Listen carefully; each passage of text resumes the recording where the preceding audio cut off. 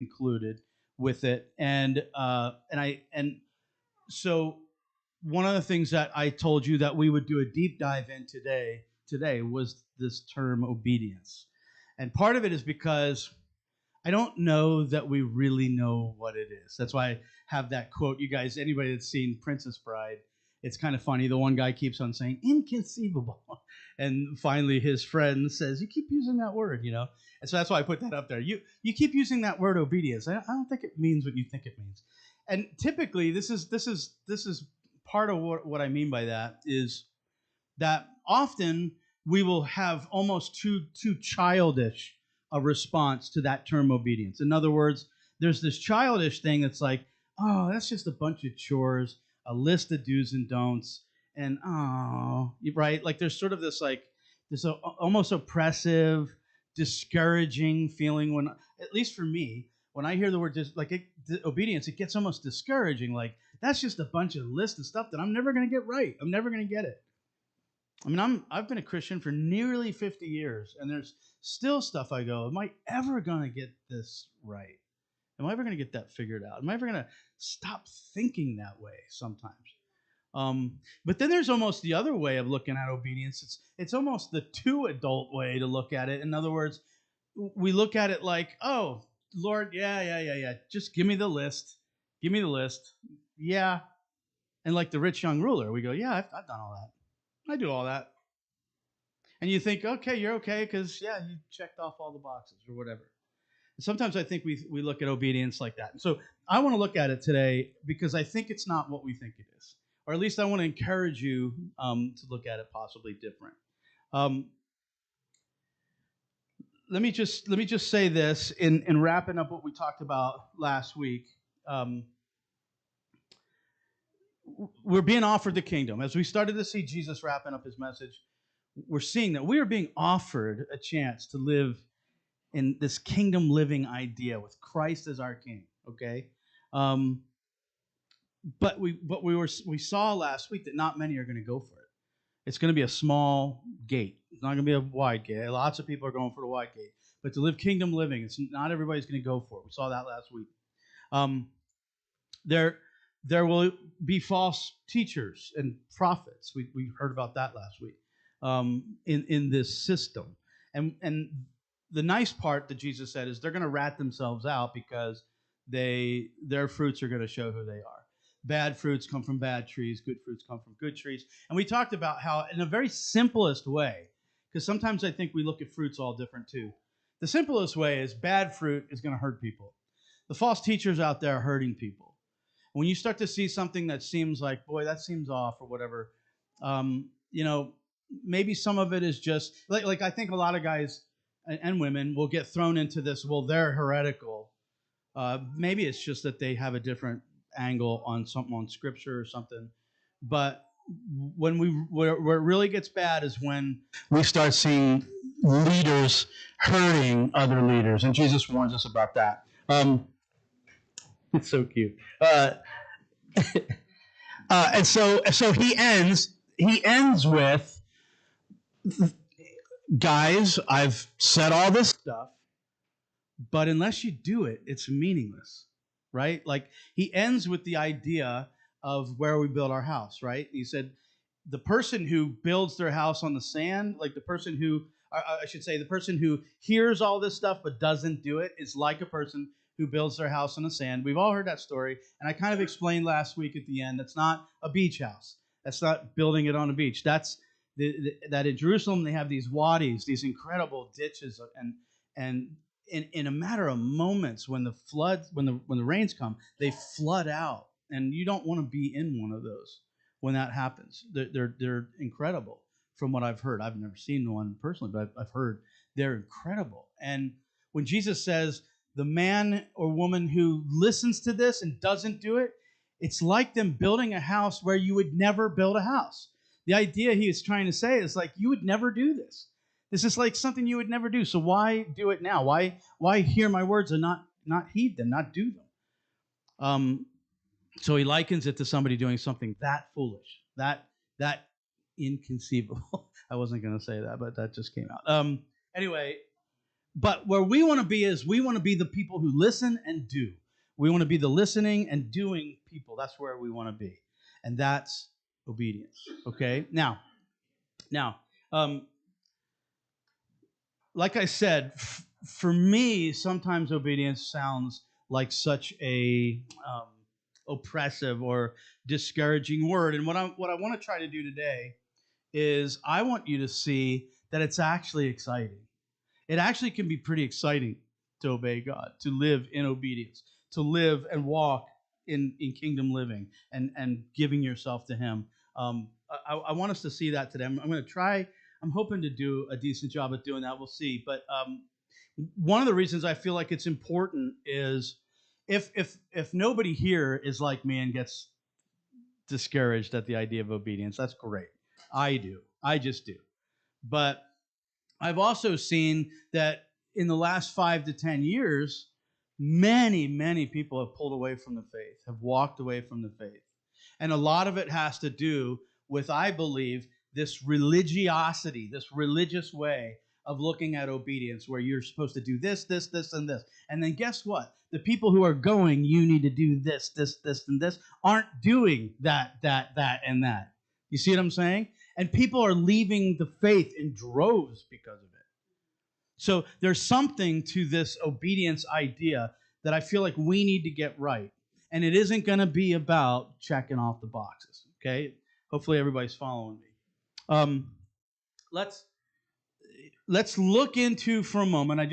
We're doing kind of a deep dive here, but I want to quickly run through some verses in the Bible. This is just sort of a broad stroke, if you will. We don't have time to use the entire Bible to explain the entire Christian living life, kingdom living thing. But I want you to catch a couple of phrases and a couple of ideas just from some verses I read to you here. Okay, about what kingdom living is all about. This is if you're like me and obedience can almost feel discouraging or oppressive. Okay. Galatians 5, 1 through 6 says this. I'm going to just read it. It was for freedom that Christ set us free. Therefore, keep standing firm and do not be subject again to a yoke of slavery. Behold, I, Paul, say to you that if you receive circumcision, Christ will be of no benefit to you. And I testify again to every man who receives circumcision that he is under obligation to keep the whole law. You have been severed from Christ, you who are seeking to be justified by the law. You've fallen from grace. For we, through the Spirit, by faith, are waiting for the hope of righteousness. For in Christ Jesus, neither circumcision nor uncircumcision means anything, but faith working through love. And then he moves on further down that same chapter in Galatians 5, 13, 14. For you were called to freedom, brethren. Only do not let your freedom turn your freedom into an opportunity for the flesh, but through love serve one another. For the whole law is fulfilled in one word, in the statement, you shall love your neighbor as yourself. We've been talking about that. This whole law, this whole idea of obedience to the law, when Jesus came to fulfill the law, and it's like, what is that law? To love your neighbor as yourself. Pretty awesome. So just from that, freedom. This thing is supposed to be free. We're supposed to be free. Look what he says here. Colossians 3:15. And the peace of Christ, let the peace of Christ rule in your hearts, to which indeed you were called in one body, and be thankful. Let the peace. Here's another one where he talks about peace in John 14:27. Peace I leave with you, my peace I give you. I do not give to you as the world gives. Do not let your hearts be troubled, and do not be afraid. This thing's supposed to be about freedom. It's supposed to be about peace. It's not supposed to be about being afraid of things. Okay? Look what Paul says in Philippians, being confident of this, that he who began a good work in you will be faithful, will carry it on to completion until the day of Christ Jesus. I was going from another translation. Philippians 1:6, being confident. We can be confident that that this work that was begun in you, it's not even completely up to you to finish it. Do you get that? Isn't that, yeah, right? Praise God. If it's left up to me, I'm doomed. Okay? So we have freedom. We're seeing peace here. We're seeing that now we don't need to be afraid. We're seeing that we can be confident. Okay?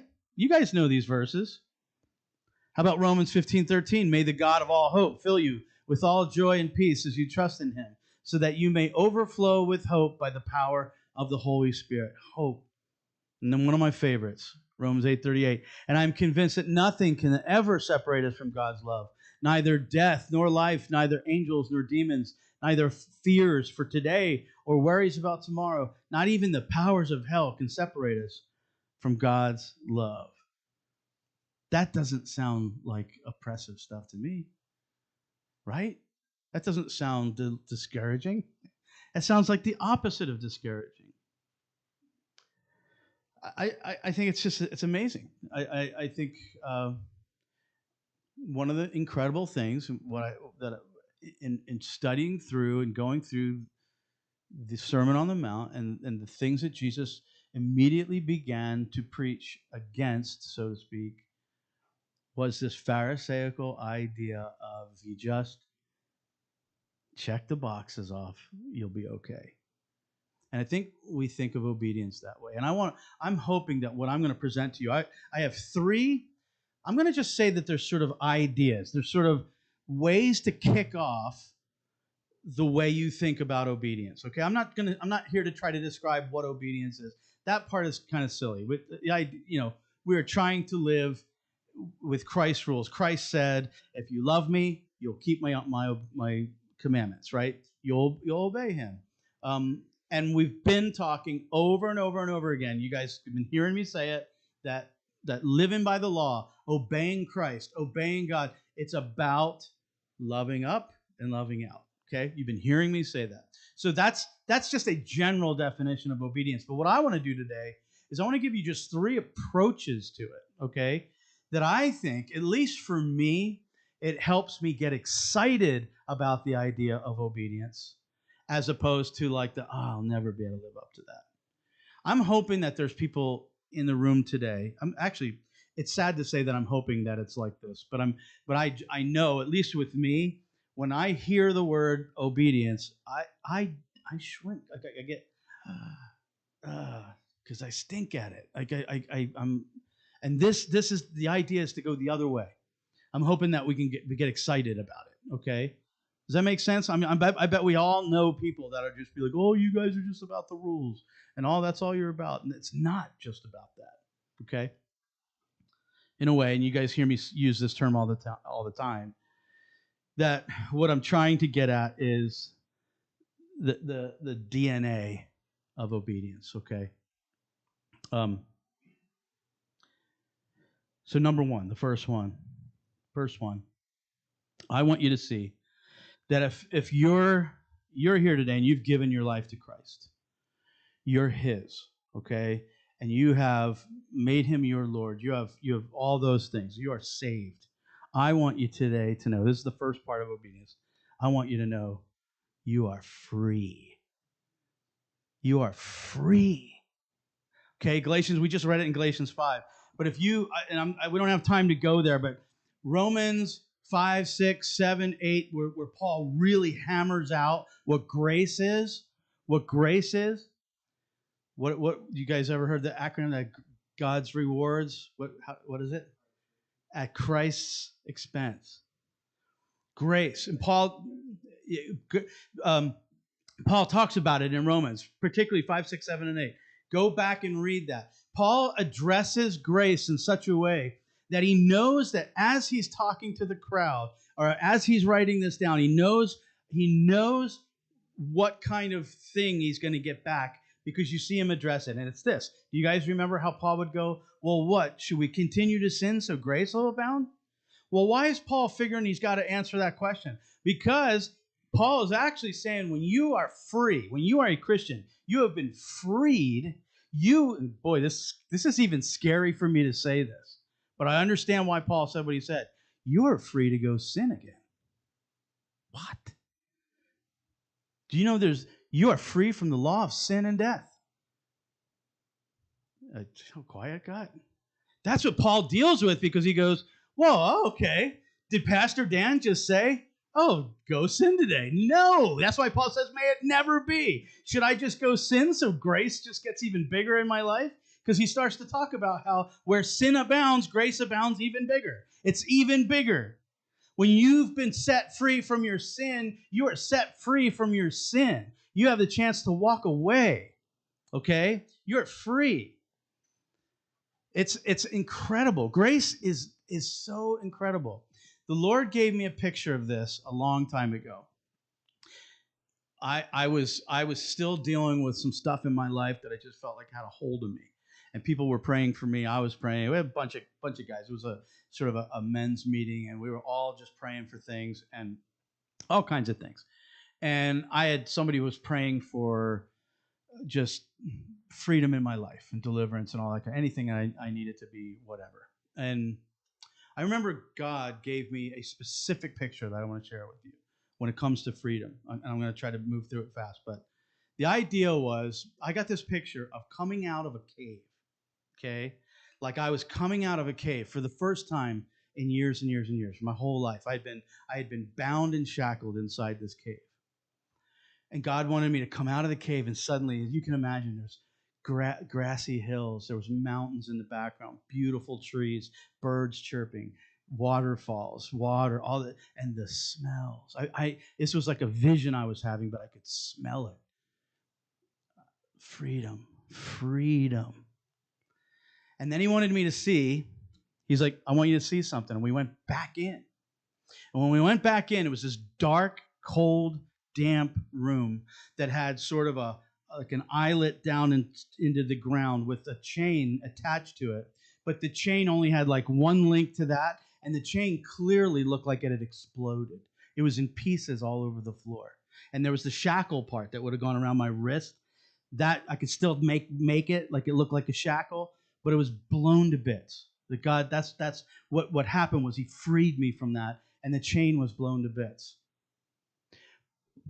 But then the reason he showed me that is he was saying, Dan, when you go back to even just flirting around with that I've delivered you with, it's like somebody going back into that room and starting to try to put the chain back together. And this is what he told me. Whatever theology you want to go with, whatever. God didn't say you're not only free, but you can't even put the chain back together. You can sit here in this room with a broken up chain pretending it's back together. But I obliterated that thing. And believe me, guys, I have done that. I have. There's been times when I go back and it's just like it's so foolish. I'm going to put this chain back together. It's more comfortable in here. Anybody that's been addicted to anything or anything, I think of like, somebody that maybe they used to have alcohol problems and they knew that one of the biggest ways that they were going to have to get off of this was just to never go into a bar ever again. But like, let's take somebody who's been free of that for 20 years. But I'm struggling with something. I'm going to go back into the bar. I'm not going to drink anything, but I'm going to go back in. I'm just going to kind of, socialize a little bit. And it's just like going back into the cave and slowly going, look at that to get back together. That's what it is. Guys, we're free. I want you to see that obedience is about freedom. My dad used to say, the truly free person, I remember he would tell me this when I was a kid. If you want to be truly free, real freedom, you know what real freedom is? It's not just, I can do anything I want. That's a typical, if you ask anybody, if you walked outside and you went, what's freedom? They'd say, well, it's about being able to do whatever you want. True freedom is about being able to do whatever you want tomorrow and the next day. And my dad, this is what my dad meant. You may be free right now to think you can fly and jump off a 5-story building, and you are welcome in your freedom to go, I'm free to do this. And guess what? That freedom will not be the same the following day. Because you will either not be alive to do it or you won't be able to even get up there. You get what we're saying? True freedom is something you should be able to do daily, every day, every day, every day. based on the decisions you're making. And so, anyway, I want you to see that you're free. Obedience can be exciting because it starts in freedom. In freedom. Here's the next one. Okay, the next one I want to say. I want you to see obedience as more of a journey with a target, a movement, a path you're on with a finish line that you're going for. Because Paul does that, okay? Let's look at what he says. Philippians 3, 12 through 14. Not that I've already obtained it, or have already become perfect, but I press on in order that I may lay hold of that for which also I was laid hold of by Christ Jesus. Brethren, I do not regard myself as having laid hold of it yet. But one thing I do, forgetting what lies behind, reaching forward to what lies ahead. I press on towards the goal for the prize of the upward call of God in Christ Jesus. Guys, clearly Paul saw this as a journey, as a walk, and look, this is why I get so adamant about us not judging other people and possibly where they are on their journey.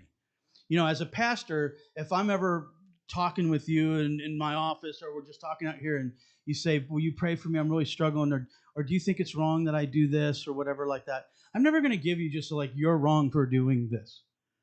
I'm going to tell you, where does that take you on your path? Does it take you off your path, or is it, do you know that you can stay on your path? That's what it's more about, because we're all going to fall, we're all going to trip, we're all going to stumble, but it's about the focus and the target. Obedience is so much about the journey and the target. You guys remember Hebrews 12? I'm not going to read you the whole thing. Sometime go back and read Hebrews 12 and read the whole chapter. I'm just going to read you the first couple verses. Therefore, since we have so great a cloud of witnesses surrounding us, and that's because right before this chapter, he talks about all these people with faith and what they did. And none of them were perfect. In fact, a lot of them were real screwballs like me. But therefore, since we are surrounded by such a great cloud of witnesses, let us also lay aside every encumbrance and the sin which so easily entangles us, and let us run with endurance the race that is set before us, fixing our eyes on Jesus, the author and perfecter of faith, who for the joy set before him endured the cross, despising the shame, and he has sat down at the right hand of the throne of God. You guys know that verse. Again, I want you to see. I want you to see obedience as a journey, as this target. I like it. I look at it this way: if I look up from where I'm going and I don't see the robes, I don't see Jesus in front of me, I'm in big trouble. Think of it that way. On my journey, I am following Jesus. Okay. If I look up for a second and he's not there, where did he go? Where did he go? Where did I go? Am I off the trail? What did I do? Think of it that way if you have to. Anybody ever see the video of the Oregon, I think it was a distance runner. He was coming into into Hayward, and he was winning, and he's going across, the finish lines across all the big stands right there. I don't know if you guys saw this. He's a really good Oregon runner. And he's running, and he starts looking up at the crowd. He's like, yeah, look at me. And then he didn't realize there's a guy passing him right behind him. And the guy that was on it just goes right by him. He ends up not winning. And every time I think of that guy, I'm like, what an idiot. But anybody that's done any kind of running, they tell you, you don't look to the side, you don't look behind you, you don't do that. You stay fixed. You stay fixed. You don't look around. Can I tell you that also means you don't look back at your sin in the past? Pastor Mike did a really good sermon series last year before I came, just talking about not letting your past dictate where you're headed. Where you're headed. We as Christians sometimes get so good at making people deal with their garbage and their past, and I just think it makes people never get anywhere. It makes us just kind of sit. That kind of thinking, when you're looking off, when you're not looking ahead, when you're not keeping your eyes fixed. Another thing that can start to happen is you become so inward focused that you are no outward good. It's all about me. It's all about, sometimes, what I look at it like? It's like you got this ticket to heaven. God gave you a ticket to heaven. And people were like, hey, I need your help over here. All right? And don't bother me. I got to hold on to my ticket. I got everybody. I'm holding on to my ticket. This is going to get me there. Like sometimes I think that's how we treat Christianity. That's how we treat our Christianity. Like, hey, everybody, just let me just try to be as good as I can. Let me just try to hold on to this ticket. We can be so inward focused that we become no outward good. Let me take it one more step in this idea of a journey. Do you guys remember? I wish I would have jumped on this. I could have made so much money, I think. Do you guys remember the Footprints in the Sand poem? And that's how it ended. That's when I carried you. In case you didn't know this, there was this poem about, it was always usually a picture with one set of footprints.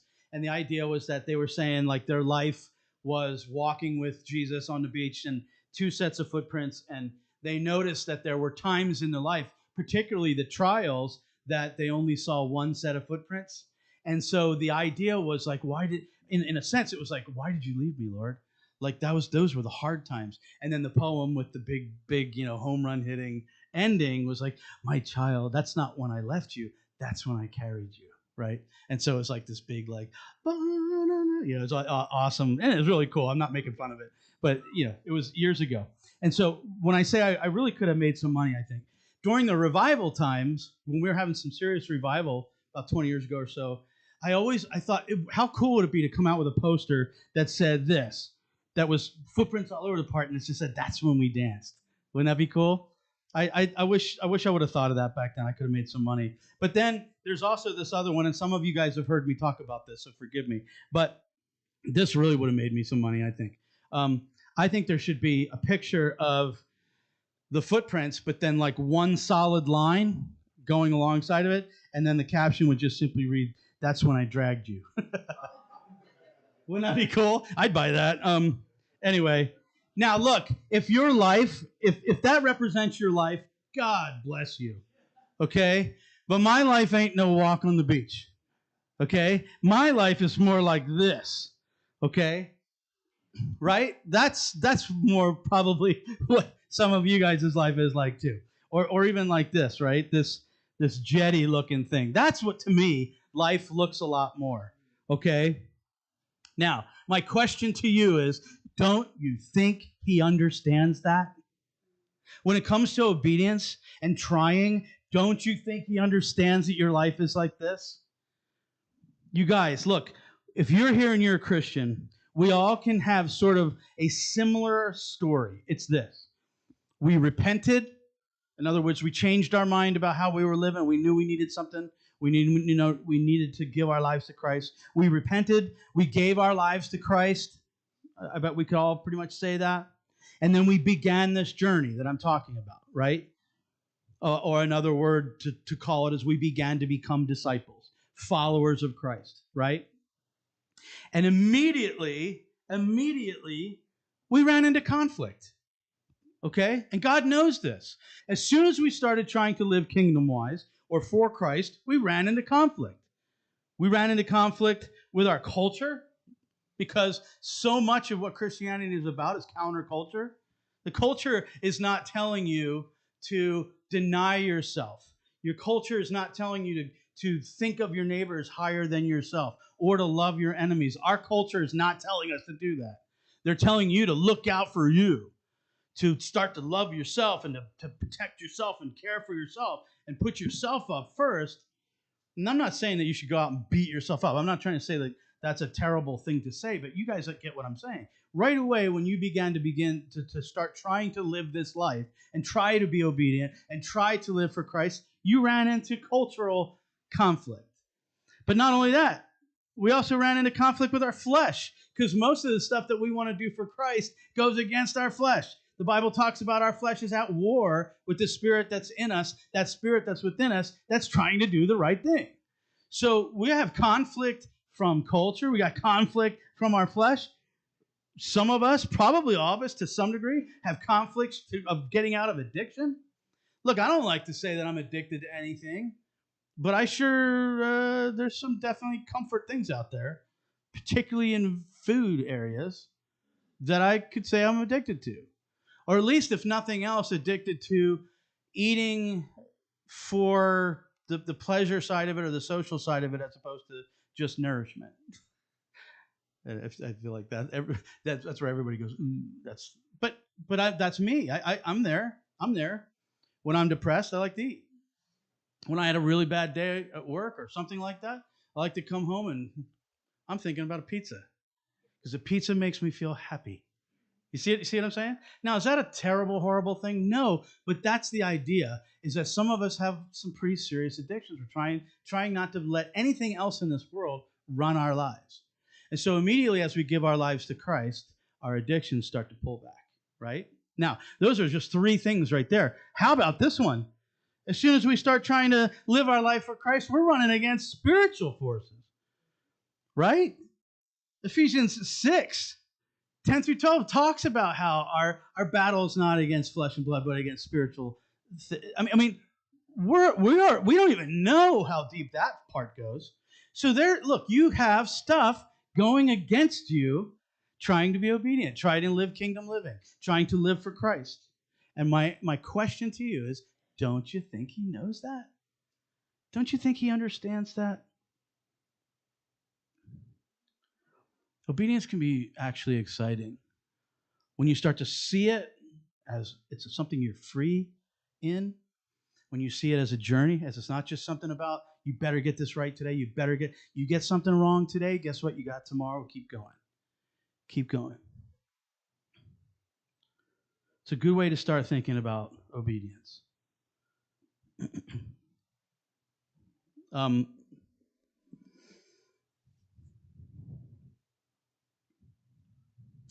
Look, obedience is going to involve more than just these simple things that I'm telling you about freedom, about your target, this journey. You fall down, you get back up. It's good for you to ask yourself: is my life is what I allow in my life, my lifestyle, is it conducive to continuing on the right path, or am I heading off somehow on rabbit trails? Do you know that there's even Christian stuff?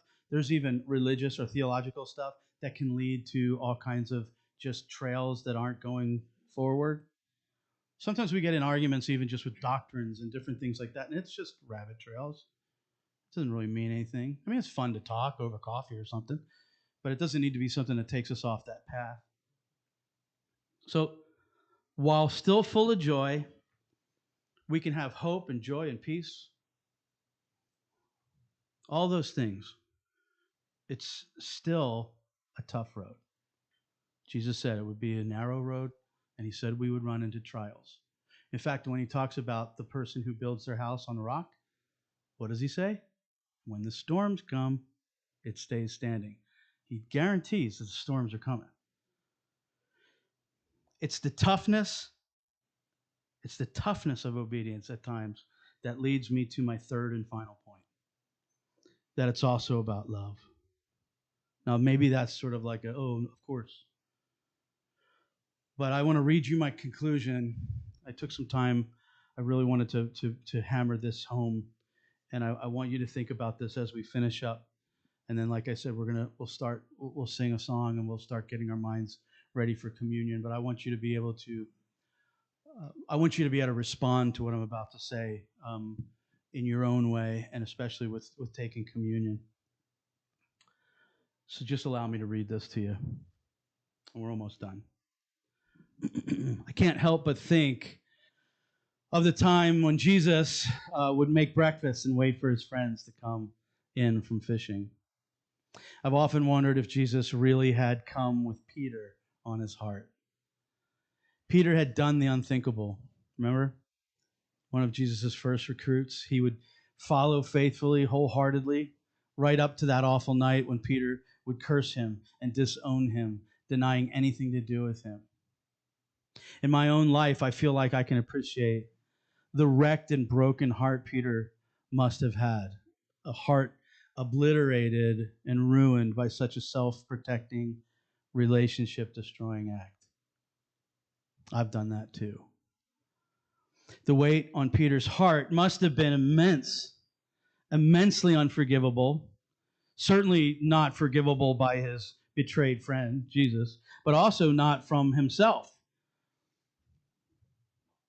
In one question, repeated 3 times, perhaps to break the yoke of Peter's denials, Jesus would see through the fall, look ahead into Peter's destiny.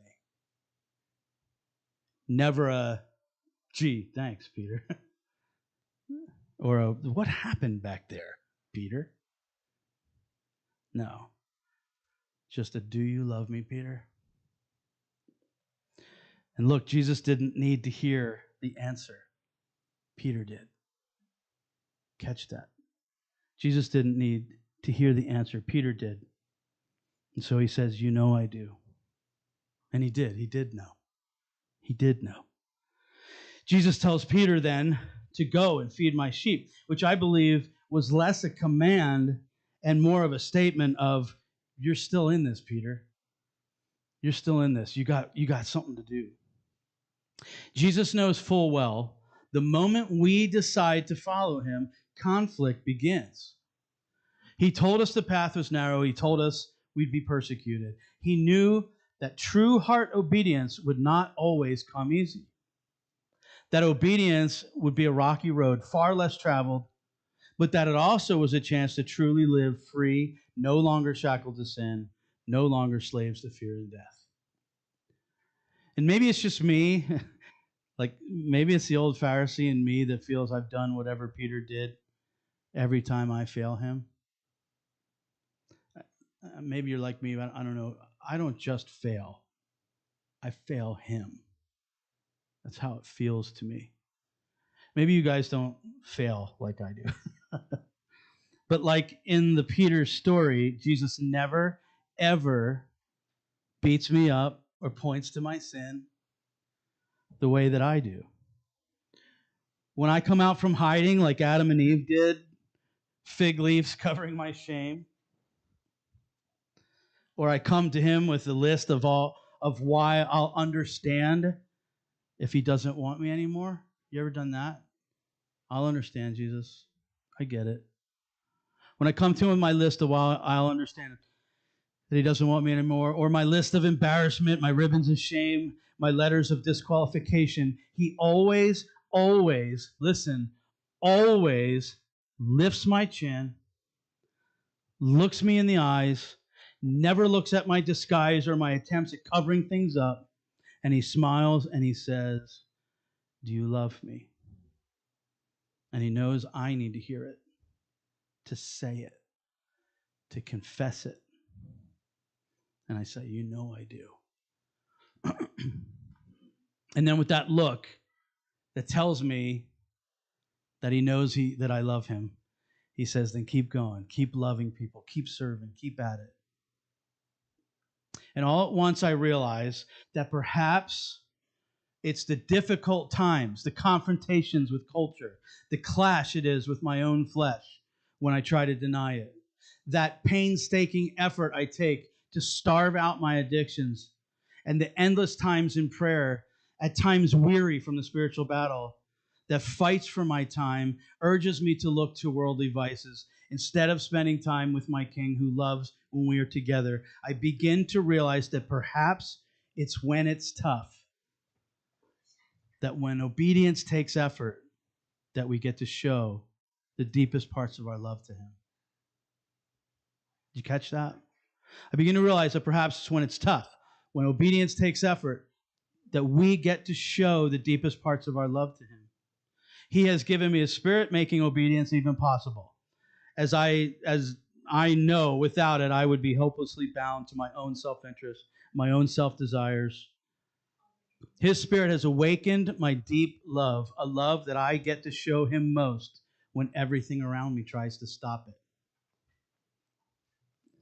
So let me conclude with this one more idea as we examine why obedience, loving Creator God, loving others, living right as an offering of our lives to Christ can be so exciting. Okay? I'm almost done. And I think of the value of a gift. To the outsider, the value may only be seen as a dollar amount or a price of purchase or a cost of labor. But to the receiver, the value lies in the heart, the soul's exchange. And when there's a love involved, no amount of money can quantify the thought or emotion behind the gesture. I've never critiqued one of my children's drawings as they've handed them to me. Huge smile on their face, huge smile in their heart. Oh, is that a horse? No, Grandpa, it's you. I've never critiqued that. I've never critiqued that. My wife didn't ask me how much the ring cost when I gave it to her and asked if she would marry me. Are you seeing it? Are you seeing it? The value that he puts on your obedience as you show him your love? Obedience can be exciting, sometimes even in the hardships when we realize how much he values us. Values our striving to show him. Our love values our attempts even. We try and he loves it. We try again and he loves it. We try, trip, and fall, and he loves the attempt. Picks us up, smiles, and gets us back in the game. I think he loves that we love him. When we obey, especially when it isn't easy, or when it comes, or when it costs us something, it's all the more a chance to show him our love. So, here's how we're ending. Try to tune in here real quick. Are you here today having failed him? Is that you? You don't have to you don't have to be like, yes, that's me. Is that you? Are you here today having failed him? You need to hear him say, do you love me? Do you love me? Are you here going through tough times? I know there's some of you that are going through tough times. Hear him say, do you love me? Do you love me? I want to give you a chance to do that. We're going to pray. I'm going to grab my guitar, and we're going to begin to do our communion time. This is a chance for you to hear him say that and take communion, I think, in a deeper, special way, you know. But allow me to get my guitar, and we'll pray, and we'll get into it. Father, oh, I hear you. I hear you. I hear you say, do you love me? And I know, Lord, that you're not just wondering, but you want us to proclaim that, to confess that to you.